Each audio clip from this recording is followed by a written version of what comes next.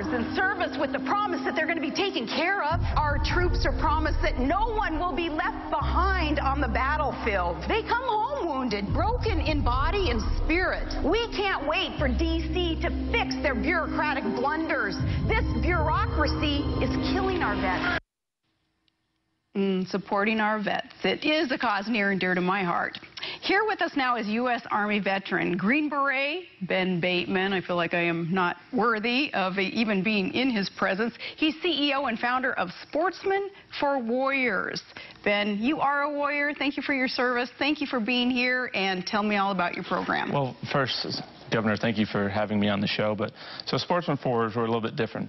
So our mission, we honor and help our warrior community, active duty, veteran, first responders and their family, by providing once-in-a-lifetime outdoor recreational enrichments, engagements, and education employment opportunities. And are those outdoor engagements, is it hunting, fishing, all those things that I would think most of the troops love? All of the above and more. So we do hunting, we do fishing. Actually just returned from your home state doing 2 trips up there this year, salmon fishing, rainbow trout fishing. But we partnered with a local supercross racer. We were in San Diego earlier this year, Anaheim. And so what we do is we're a small boutique nonprofit, but what we help are the warriors, and every warrior is unique, every warrior is different. So whatever we need to do to help save lives or help the warriors, that's what we do. So what is it that you are providing for them? An outlet maybe? You're giving them hope? You're giving them something to look forward to? What's the purpose? Yeah, all of the above. So, you know, roughly, they say 20% of the population that's fought in combat has post-traumatic stress, but it's more than that. So we're trying to give them an outlet.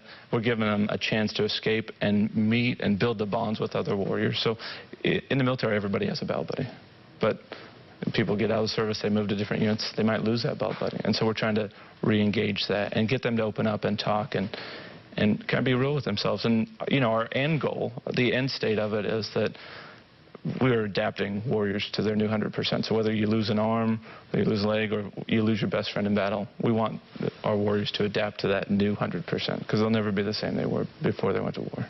So the operation itself, how are you funded? And I imagine that you take donations? We do take donations, yes. So one of our big sponsors is Maverick gas stations. So if you're in the 11 western states minus California, go there in May of next year, or spring of next year. They'll do a roundup campaign, so you can donate 20 cents, $1, $10, whatever, and the owners graciously match dollar for dollar whatever you donate. That is great. Make sure that we get your website, yes, too, before we wrap this up. What motivated you to concentrate on the great outdoors and some of these motorhead sports, some of the things that obviously, you know, the guys and the gals love, but how'd you know to go there? You know, I grew up outdoors. I spent a lot of time outdoors. I spent a lot of time outdoors in the military, and there's just something healing about being away from the city, away from your electronic leash, away from emails, whatever it is, just getting away.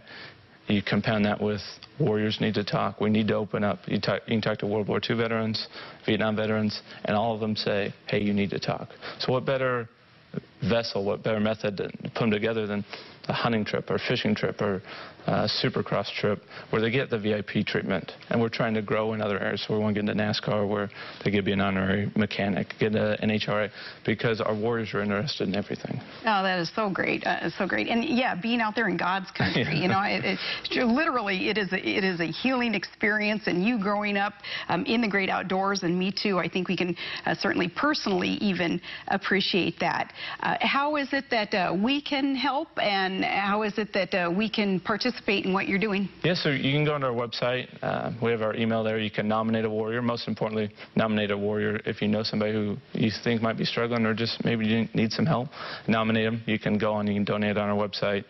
You can email me. My email's on the website. Okay. And if you want to do more than just cash donations, so hunts, fishing trips. Actually, next month we'll be down here in San Diego. We're taking 20 warriors on a great white shark dive with Islander charters. So we're not limited by the constraints. We're not, you know, we're not government, we're not bureaucratic. we recognize what the warriors need to heal, and that's what we do. I hope you bring more of them up to Alaska. Maybe we can tag along. Maybe we can help guide in some adventure up there. Yeah, we would love it. I'd love for you and your husband to get out and guide. That would be awesome.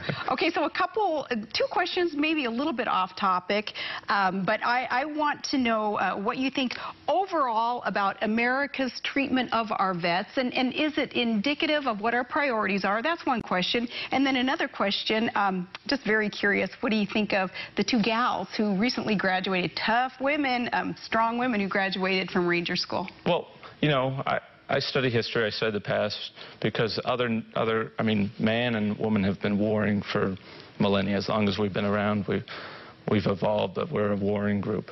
And President George Washington, our first president, and also our first commander-in-chief, and Sitting Bull both said that the way a nation, like how well they perform, is based on how well they treat their warriors. So if a nation takes care of their warriors and they heal, the nation is taken care of. If a nation forgets about them, then the nation struggles, just like the warriors do. So if we can take care of our warriors and give them opportunities and give them a chance to succeed, then the country will succeed. Oh, man, that is the best lesson. That is so needed to be heard, and we appreciate your wisdom there. The women, the gals graduated. And you know, I'm very proud to say I'm a fellow Ranger with Captain Grease and Lieutenant Hayer. But also, you know, there's a third one, Second Lieutenant Makyakovitz. Tough name to pronounce. But he battle canceled. So all these warriors, you know, and me as a fellow Ranger School graduate, I haven't seen a single fellow graduate who's come out and said anything. You know, these women met the standard. I went straight through. So I was fortunate. The intestinal fortitude that they had to do Derby phase, the first phase twice, to be a day one restart. I mean, these women are, I would go to battle any day with these women, and I think America needs to stop dividing ourselves, reunite around, recognize that women are a valuable part. They can do a lot of things that men can't. Men can do things that women can't. It's just, you know, it's evolution, it's science.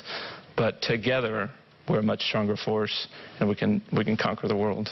Well, you sound like a dad of daughters, perhaps, right? Wanting them to grow up with equal opportunity. I think, too, that you don't hear anybody, your colleagues, bad-mouthing these gals who graduated, because you know respect and you know equality, and that's part of the ethos there that you learn in the military, but I think it's within you anyway, and that makes you a better person. If there were more of you in the world, we would all be better off. So thank you so much for your great efforts, and make sure we have all your information so that we can jump in there and participate with you, okay?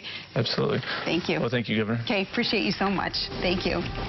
And today's final thoughts I'm going to give you next. It's going to be on Wall Street's roller coaster ride. Those thoughts are next.